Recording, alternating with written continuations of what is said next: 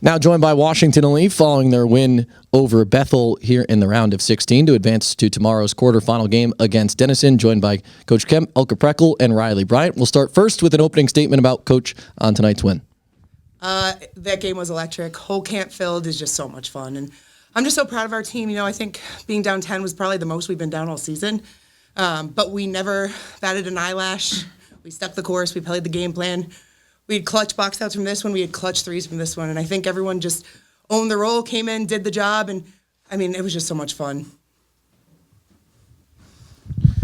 Coach, I want to ask about Sarah's defense on Erickson in the second half.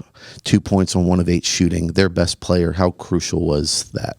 Yeah, I mean, we worked very hard all week on really owning the post, whether it was a guard or a post player. They have a lot of really talented post players and guards. And I thought we did a really good job of executing that. Sarah's exceptional. I think her defense speaks for itself. I think her offense is amplified this year. And honestly, I had faith in any of our post players guarding that kid one-on-one. And, I mean, Riley had some good blocks on her, too, and I thought it was so good. Riley, I want to ask you about the defense there on Erickson, especially in the second half. Any adjustments made at halftime and how you defended her and how you weren't able to let her get so many good looks like she did in the first half? Yeah, I think it starts like before she even catches the ball, trying to push her out of the lane and not catch it so deep. And then once she faces up or once she starts to make her move, just not letting her get a step on me. I felt like that happened a lot more in the first half, and I wanted to stop that from happening. Okay, you had a couple big threes there in the second half. How big were those momentum shifts there, especially the one in the fourth quarter where it almost put the game away? Well, we needed the points. It didn't exactly matter where they came from, but I was happy I hit them. For both players, second Elite Eight trip in 3 years. You're at home tomorrow night. What's going to be the mindset, quick turnaround, play Denison? Yeah, I think we're ready for the next game. We're ready for Scout tomorrow morning. We watched a little bit of them today. I'm super excited to be able to play at home. Like last time we were in the Elite Eight, we were pretty far from home, and I'm excited to have this opportunity again as a junior. Yeah, I think they're a great team. I think everyone that's left in this tournament is fantastic, and I think we really just can't wait to keep going out there and put out what we put out as a product every single time. I mean, we mentioned already, but Coach said you guys haven't been down by 10. That was something out of the ordinary. And then in that second half, you were able to kind of just work on defense, and that's what you guys have been working on this whole week. Just talk a little about how you guys were able to kind of keep that composure and came out on top, fire out after that first half. We talked at halftime, and we were like, this was not us. We knew we needed to step it up defensively, and from then on, it was a lot better, and I think it came from us in the locker room. Like we knew that we had each other, and we knew we had each other's backs if we got beat on defense. We always do. We felt like the first half didn't reflect how great defense we play throughout the year.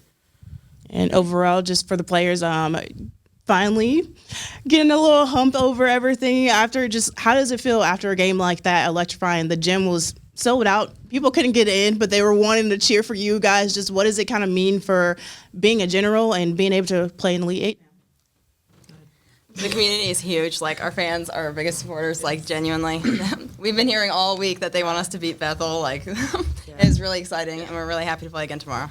It's awesome to look across the crowd, and we know probably every single face that's there.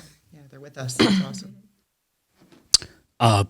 Coach, I'm from out of town. Can you explain We Got Nothing to me? So unfortunately, when coaches give us bulletin board material in their interviews, we tend to run with that.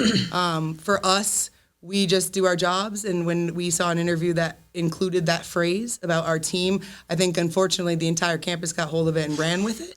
I think it was a joke intentionally, but I think when you say that about our team, when we're so deep and we're so committed to being a good team, I think we really lit a fire under us. Thanks.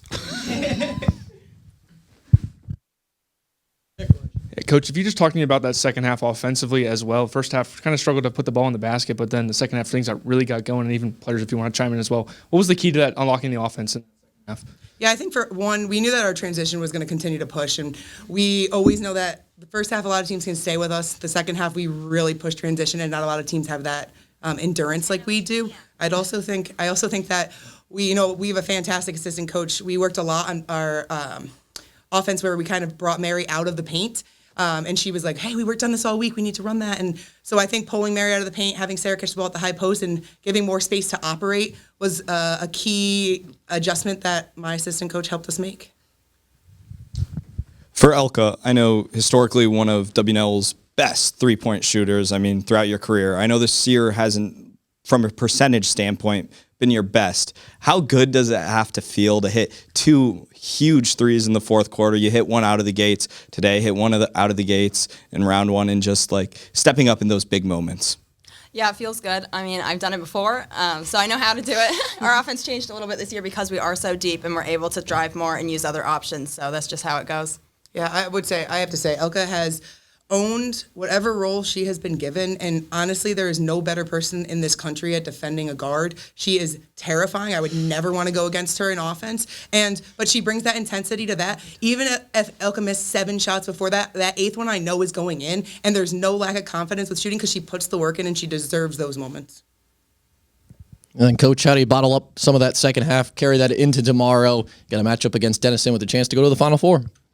I think we just continue to do what we've been doing all season. I think it starts with Scout tomorrow, getting our goals together, watching film. Luckily we were ahead on hoping that we'd get to be in this position, and I'm just so blessed. Every time we get to have another day together, I couldn't be happier.